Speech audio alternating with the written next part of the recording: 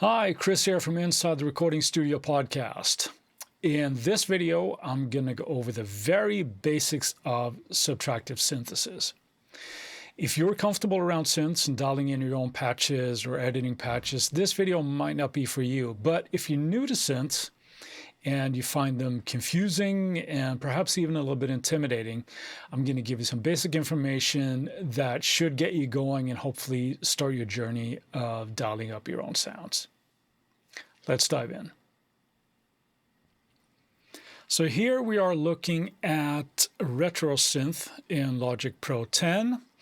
I've chosen this to kind of go over these basic parameters because it is fairly visual, but everything that I'm about to talk about is the same for any soft synth that uses subtractive synthesis that you might have. So this is not specific to Retro Synth in any way.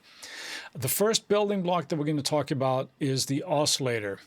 The oscillator is the sound source of anything that we're starting with.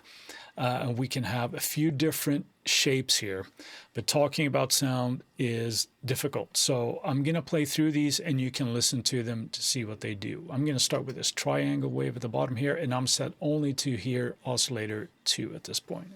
And the triangle wave sounds like this.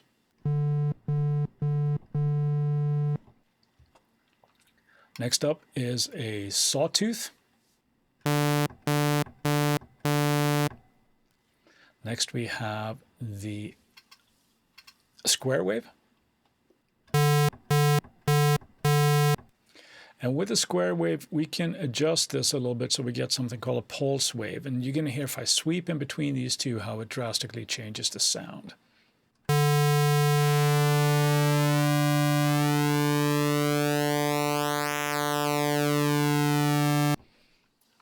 So lots of flexibility to have as a starting point, even if we're just using one oscillator.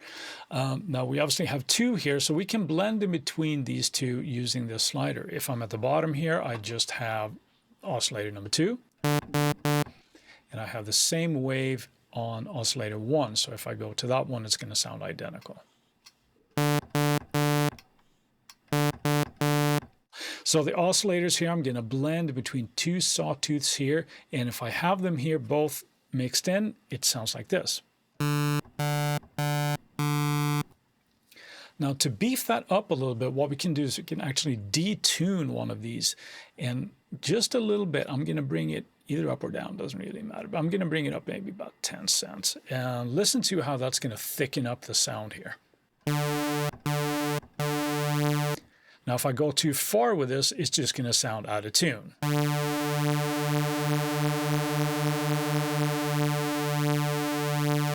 But a little bit goes a long way, so we add a little bit of movement to the sound. So that's our oscillators. The next thing that I want to focus on is the amp envelope here. We mentioned this in the podcast, but we have 4 parts of this. We have the attack, we have decay, sustain, and release. The first thing we're going to look at is the attack. What the attack is how long it takes from me hitting a key until it reaches maximum envelope.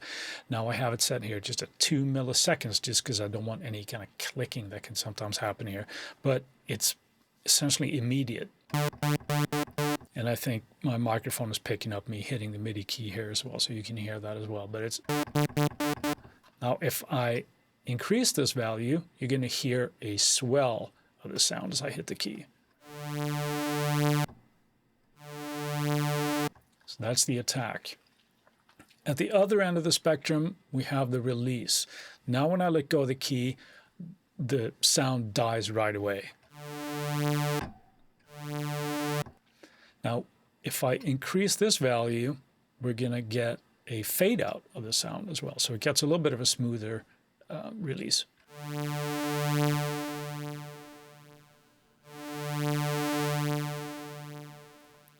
So here it just kind of fades out. The next thing we're going to look at here is the decay and the sustain. I'm going to start talking about the sustain. When it's set to maximum value, the amplitude or the level of the sound that I'm playing doesn't decrease over time. It just stays the same until I let go of the key.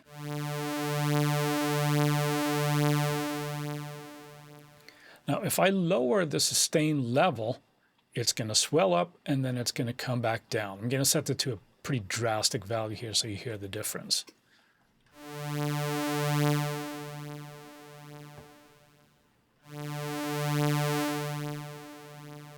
So here it fades away. And how long it takes for that to fade away down to that level is determined by the decay. So we can have that be relatively quick.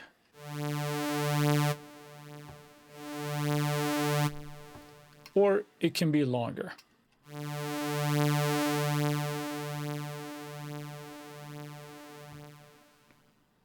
And that just depends on what is appropriate for your sound. But that's how the amp envelope works. We have attack in the beginning. How do we get up to maximum level?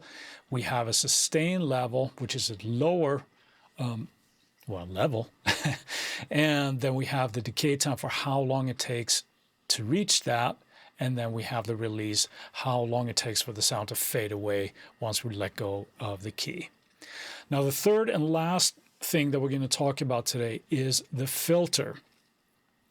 And as we mentioned in the podcast as well, when we're dealing with subtractive synthesis, the most common filter that we have is a low-pass filter. I'm going to activate this.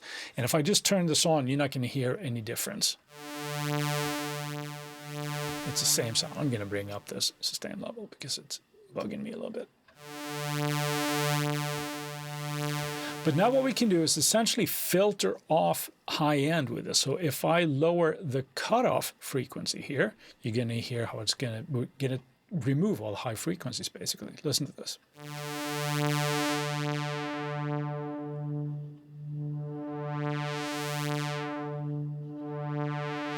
So that's something that we use a lot to tailor the sound. We also have a resonance value here, which is shown here as a little bit of a peak at the end of that frequency that we're cutting. So listen to what that does to the sound.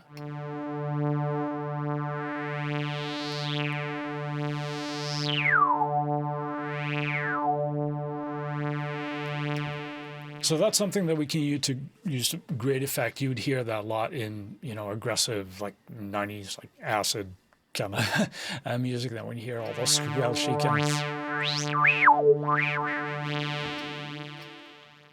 So that is the cutoff and the resonance.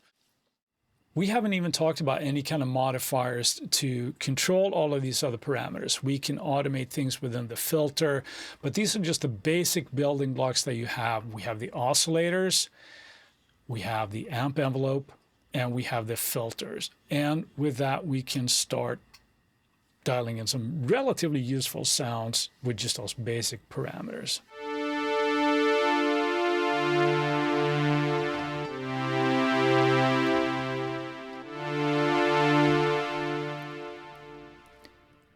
So, oscillators, filters, amp envelopes.